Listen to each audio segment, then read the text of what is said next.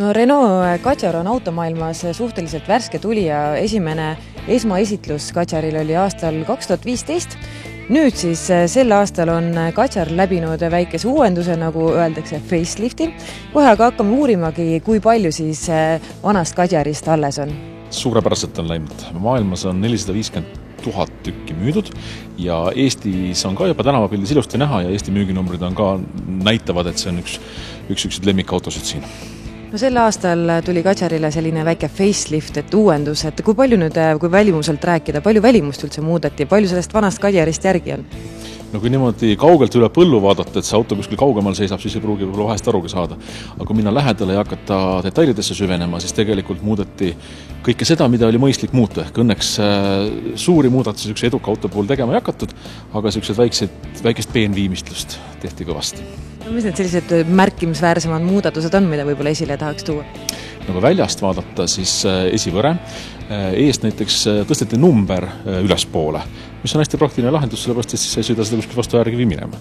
Siis tavaline söke vitsantenn asendati nüüd siis moeka haiuimega, taga stange tuled ees taga, ees on nüüd sellised leedid, siis, kus suunatuli vilgub selle päevasõidutule asemel ja siis muidugi sisu, et mugavuse ja sellise ergonoomika poolt on hästi palju arendatud ja uued mootorid, nii et sisulist muudatusi on hästi palju.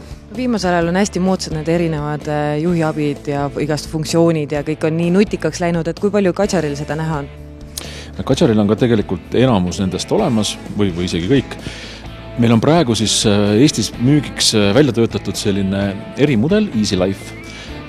Ja see on selline pakett, mis peaks siis sisaldama optimaalset varustust, kus on koos kõik asjad, mida iga inimene soovib ja mida vaja on, ja sealt on jäetud välja tõesti kõige luksuslikumad asjad, nagu siis nahksisu ja klaasist panoraamkatus ja elektriliselt reguleeritavad istmed, aga kõik muu, mis selle autole peale saab, on selles paketis olemas. Ja seal hulgas siis ka juhiabisüsteemid, nagu siis pimenurga jälgimissüsteem, sõiduraja kontrollisüsteem, liiklusmärkide tuvastussüsteem, siis sõidukiiruse hoiatussüsteem ja nii edasi. Et ühesõnaga see auto mõtleb suga aktiivselt tee peal kaasa ja hoiatab juhti kõik võimalikest ohtudest. Mis Easy Life'i paketi puhul, mis on veel hästi tore asi, on ise parkimissüsteem, et sa ikkagi määrad ära talle, kuhu sa tahad parkida, mis asendis, ja siis auto keerab sinu eest rooli ja sa pead lihtsalt gaas ja pidurit vajutama, et neid juhiabisüsteeme on siin tõesti palju peal. Sees on ka hästi palju detaile viimistletud, näiteks on esimest korda Renault mudeli valikus selline lahendus nagu pikendatava istmepadjaga juhi ja kõrvaliste. Siis on juhi ja kõrvaliste vaheline käetugi, on nüüd edasi-tagasi suunas liigutatav. Uuenenud on kogu siis navi ja see keskkonsooli osa, kus on siis kliimaseadme juhtnupud. Nii et ka selline salongi välimus ja tehnilised lahendused on läbinud uuenduskuuri. Kui piiluda nüüd kapoti all, millised jõuallikad saadaval on? No seoses nüüd siis Euro 6D saastenormile üleminekuga muutusid kõikide meie sõiduautode mootorid. Nii et tegelikult ei ole siin mitte ühtegi vana mootorit alles. Bensiinimootoreid on nüüd siis 1,3 liitrised, varasema 1,2 asemel, 140 hobujõudu. Ja siis diiselmootoreid siis 115 ja 150 hobujõudu, see 150 on siis 1,7 liitrine, nii et mootorid läksid võimsamaks, säästlikumaks ja keskkonnasõbralikumaks. Ja see sama Easy Life pakett, siis, millest meil äsjaga juttu oli, sisaldab siis tegelikult kõike sellist Eesti normaalseks autoks vaja minevat varustust, eriti talveperioodiks.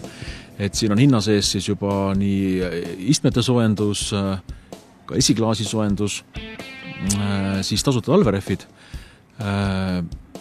hooldus tasuta kogu garantiiperioodiks, mis Renault on siis 5 aastat 100 000 kilomeetrit.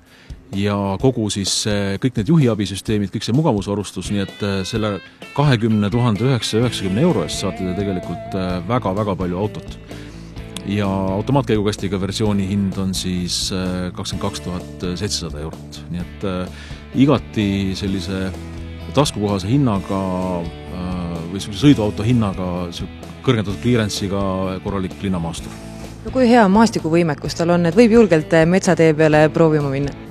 Jaa, teda tehakse nüüd 2 veoskeemiga, üks on siis esivedu, mis on siis selline populaarsem ja mida enamus ostetakse, aga tal on saadaval ka 4-veoline versioon, mis on täiesti korralik neliveosüsteem pärit siis meie healt partnerilt Nissanilt ja see on siis selline lühitatav nelivedu, kus on siis 3 režiimi. Esivedu, siis automaatne selliseks kiireks maanteesõiduks ja siis lukustatud nelivedu. Nii et kes tahab endale praktilist kõikjal sõitjat, siis tasub seda Katjarit tulla proovima küll? Absoluutselt. Paldiski maantee 105, ABC Motors, astuge läbi, me võtame teda alati rõõmuga vastu.